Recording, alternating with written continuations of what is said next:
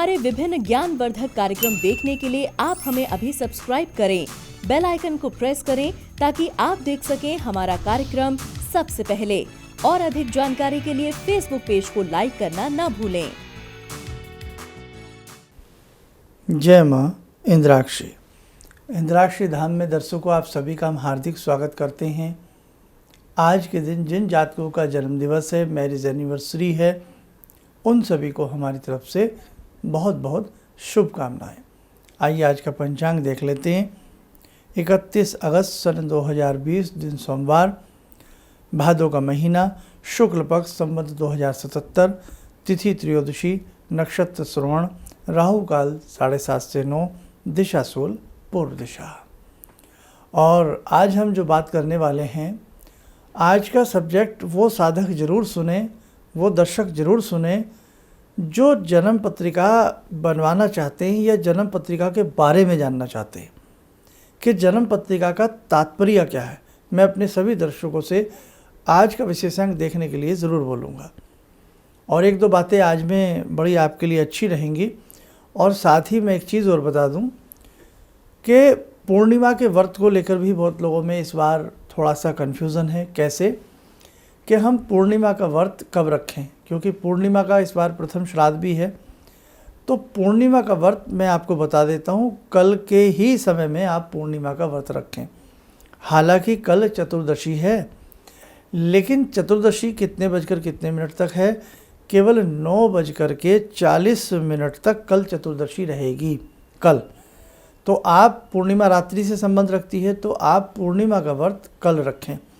और परसों अगर कोई रखना चाहे तो रख सकते हैं, लेकिन परसों पूर्णिमा का श्राद्ध माना जाएगा। तो परसों में अगर आप पूर्णिमा का व्रत रखते हैं, रखती हैं, तो अच्छी बात है कि पूर्णिमा का व्रत शास्त्रोक्त विधान भी यही कहता है कि आप कल रख लें। ठीक है, अब आप ध्यान रखें। और परसों पूर्णिमा का श्राद्ध रहेगा। प्रथम श्राद्ध नहीं है, पूर्णिमा का श्राद्ध है। प्रथम श्राद्ध जो होगा उसकी तारीख भी बता देता हूँ, वो 3 सितंबर को होगा और दिन बृहस्पतिवार रहेगा। ये आप सब लोग ध्यान रखें। एक चीज़ और, बहुत सारी बातें हैं जो मुझे आपको बतानी होती हैं कि इस बार नवरात्रों में भी 1 महीना विलंब है। 165 वर्षों के बाद ऐसा हुआ है। और कल हम बताएंगे सितंबर के महीने में क्या क्या त्यौहार हैं, क्या क्या पर्व हैं, क्या क्या व्रत हैं। और कल नवरात्रों का जिक्र भी कल के विशेषांक में आपको सुनने जानने को ज़रूर मिलेगा। आइए, जन्म पत्रिका क्या है, जन्म पत्रिका क्यों बनवानी चाहिए, जन्म पत्रिका किसको बनवानी चाहिए, ये बहुत सारे सवाल हैं। अब हमारे ही संस्थान में बहुत लोग जन्म पत्रिका की बात करते हैं, लेकिन अगले ही पल वो ये सोच लेते हैं कि जन्म पत्रिका बनवा लो तो सारी समस्याएं ख़त्म हो जाएंगी। ये लोगों को बहुत बड़ा कन्फ्यूज़न है और हो सकता है ये कन्फ्यूज़न उनके अंदर किसी ने पैदा किया हो। देखो दर्शकों, जन्म पत्रिका का मतलब क्या है? जन्म पत्रिका, जब आपने जन्म लिया उस समय ग्रह, सितार, नक्षत्र की क्या स्थिति रही है, उस समय नक्षत्र कौन सा था, उस समय ग्रहों की क्या चाल थी, कौन सा ग्रह किस राशि पर था, आपको महादशा कौन सी चल रही थी, 4 पाए आते हैं, आपका कौन सा पाया था, आपका जन्माक्षर क्या बनता है, आप मांगलिक हैं या नहीं, काल सर्प की श्रेणी में आते हैं या नहीं, साढ़े सती लगी है या नहीं, और लगेगी तो कब लगेगी।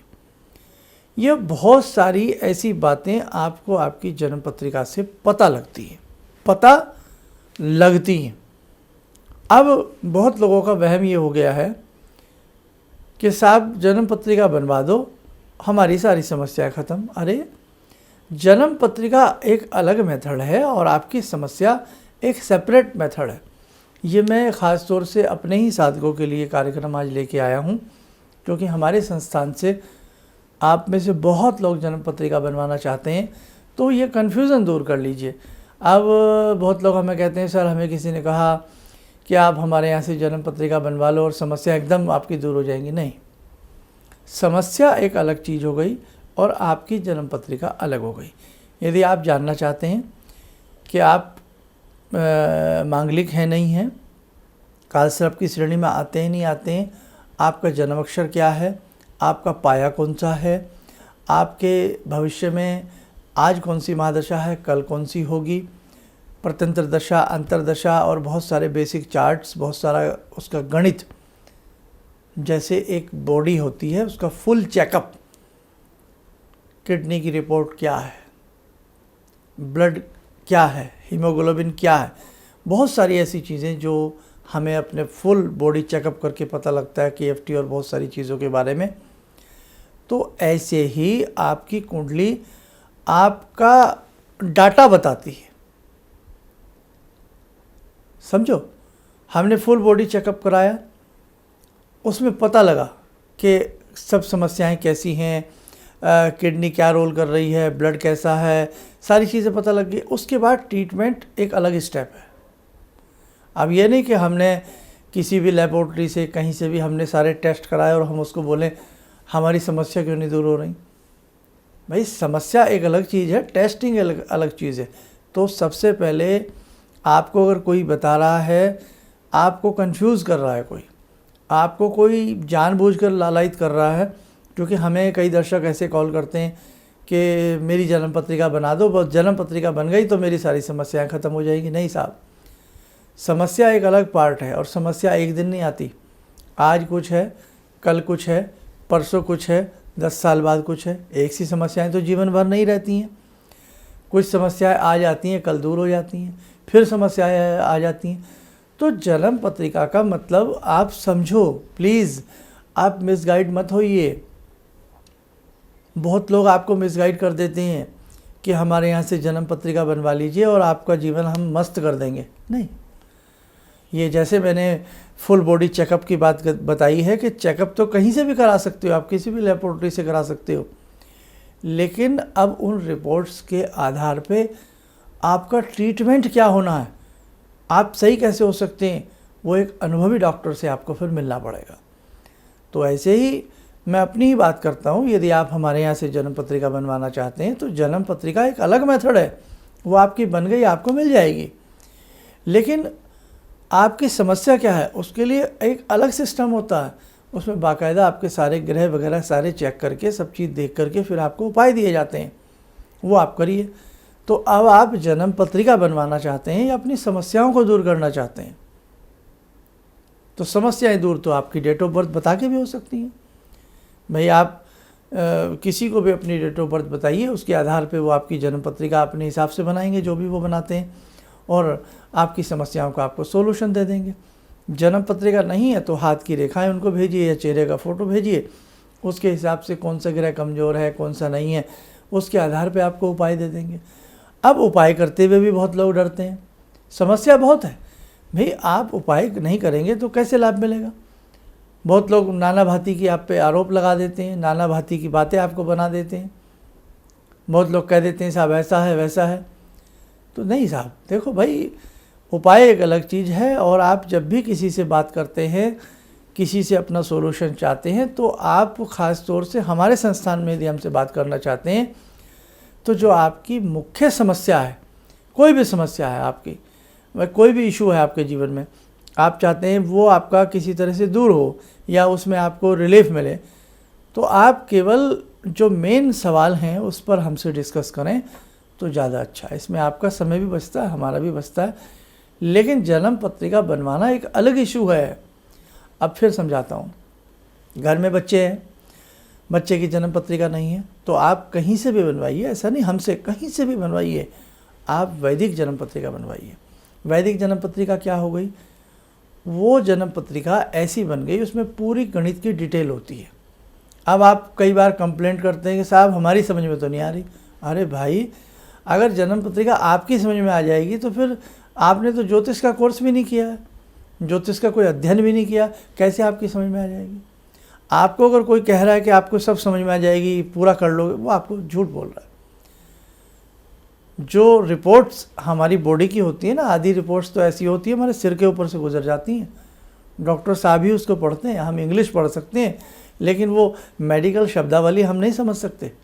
वो डॉक्टर साहब ही देखते हैं कि भाई ये समस्या इसमें आई है आपकी रिपोर्ट में और इसका ये ट्रीटमेंट होगा, तो मेरे दर्शकों, आप बहुत भोले हैं, आपको बहुत लोग मिसगाइड कर देते हैं कि आप हमसे जन्म पत्रिका बनवा लें और आपका जीवन हम खुशहाल कर देंगे।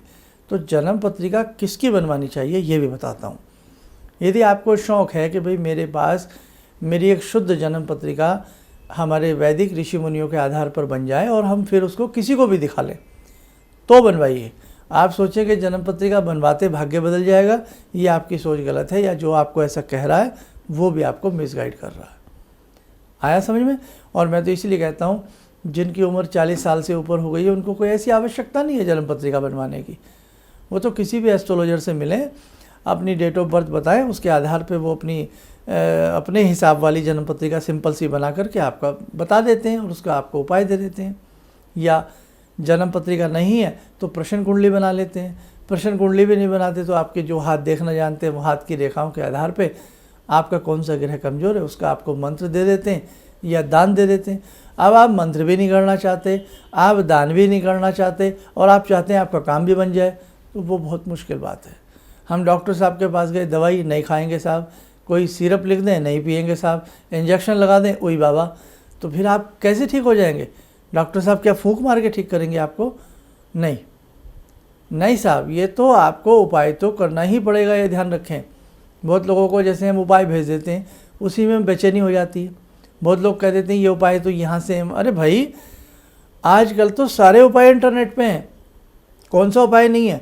हम मेडिकल साइंस की बात करें, ऐसी कौन सी मेडिसिन है जो इंटरनेट पे नहीं उसका नाम है? ऐसा कौन से फल का नाम है जो इंटरनेट पे नहीं है? ऐसी कौन सी सब्जी है जो इंटरनेट पे नहीं है?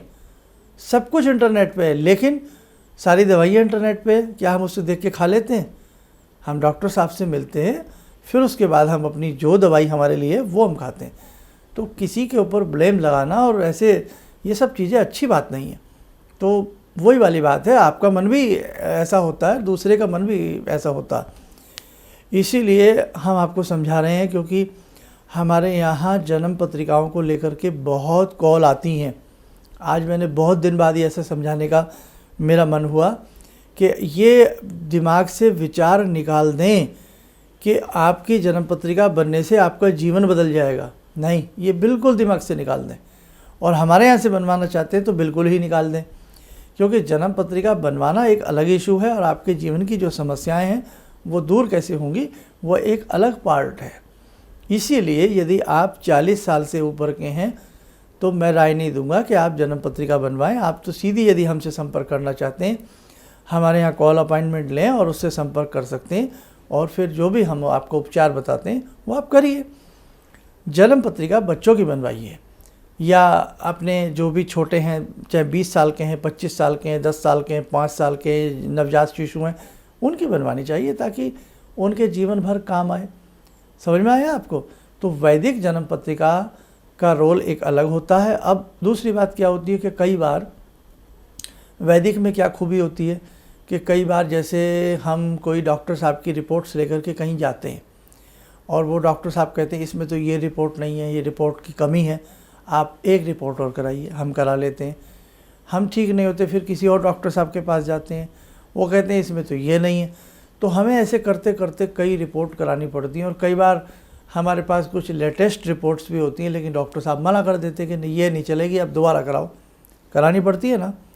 और कई बार हमें पूरी बॉडी का चेकअप करा के उनको ले जाना पड़ता, तब जा कर के पूरा ट्रीटमेंट होता है। तो ऐसे ही आपकी जो वैदिक जन्म पत्रिका है, जब ये बन जाएगी तो उसके बाद कभी जीवन में दूसरी जन्म पत्रिका बनवाने की आवश्यकता नहीं होती है। आया समझ में? जैसे कई बार आप जन्म पत्रिका ले गए किसी पंडित जी के पास, उन्होंने देखा इसमें तो योगिनी चार्ट नहीं है, इसमें तो दशाओं का चार्ट नहीं है, इसमें बहुत सारी चीज़ें होती हैं कुंडली में गणित की, वो नहीं है। तो वो क्या कहेंगे, दोबारा बनवाओ। फिर बनवाई। किसी तीसरे पे गए, उसने कहा इसमें तो ये नहीं है, आप दोबारा बनवाओ। तो वैदिक जन्म पत्रिका यदि आप बनवा लेते हैं तो दोबारा तिबारा कभी भी आवश्यकता नहीं होती। ये फ़ायदा होता है, दोबारा पैसे नहीं लगेंगे, एक ही बार जन्म पत्रिका बनेगी और उसे वर्ल्ड के किसी भी एस्ट्रोलॉजर को आप फिर जीवन में दिखा सकते हैं। आया समझ में? चलो, ये बात ये हो गई। इसीलिए जब बच्चे छोटे हों तो उनकी बनवा ली जाए, ताकि उन बच्चों की एक बढ़िया चीज़ बन गई है, जीवन में आप कहीं भी दिखाएं, किसी को भी दिखाएं। और जब भी कोई एस्ट्रोलॉजर आपको कोई उपाय देता है उसे सम्मान के साथ करना सीखिए।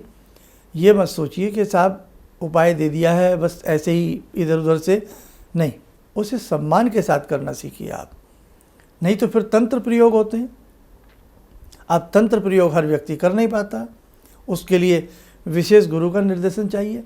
मंत्र थोड़ा सा देर से लाभ देगा लेकिन लाभ ज़रूर देगा। तंत्र इधर क्रिया हुई उधर लाभ दे दिया।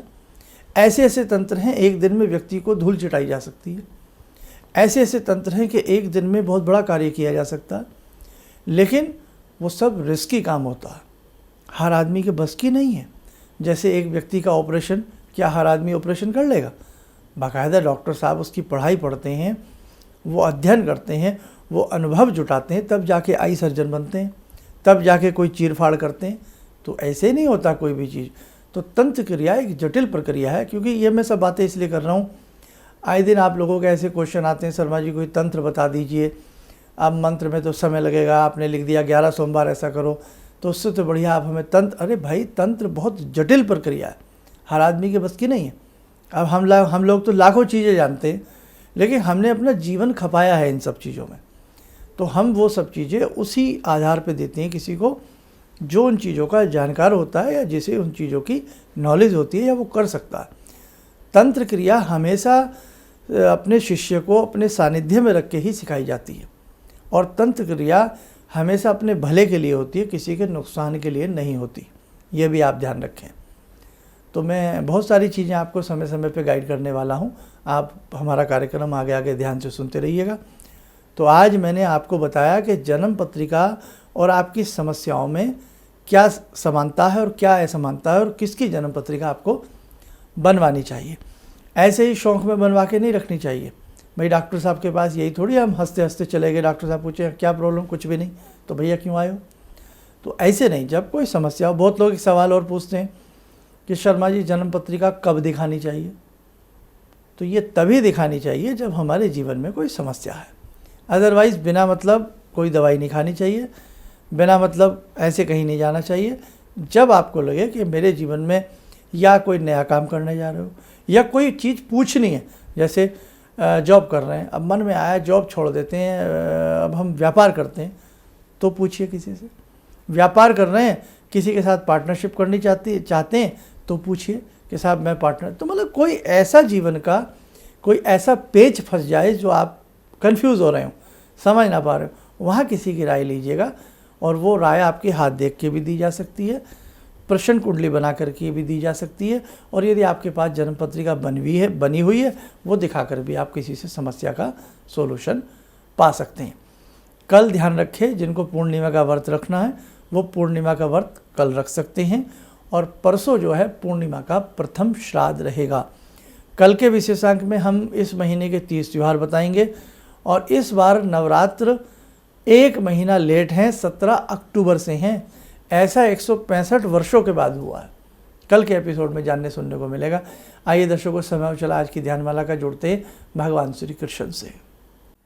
ॐ करारविन्दे न पदारविन्दं मुखारविन्दे विनिवेशयन्तं वटस्य पत्रस्य पुटे शयनं बालामुकुन्दं मनसा स्मरामि बालामुकुन्दं मनसा स्मरामि कस्तूरीतिलकं ललाटपटले वक्षस्थले कौस्तुभं नासाग्रे वरमौक्तिकं करतले वेणुकरे कङ्कणं सर्वाङ्गे हरिचन्दनं सुललितं कण्ठे च मुक्तावले गोपास्ति परिवेष्टितो विजयते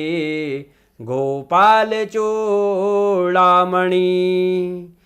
शान्ताकारं भुजगशयनं पद्मनाभं सुरेशं विश्वाधारं गगनसदृशं मेघवर्णं शुभांगं लक्ष्मीकान्तं कमलनयनं योगवृद्ध्यानगम्यं वन्दे विष्णुं भवभयहरं सर्वलोकैकनाथं। ध्यान करें, कवच बना लें, भगवान श्री कृष्ण का आशीर्वाद हम सब पे बरस रहा है, ऐसा भास करें।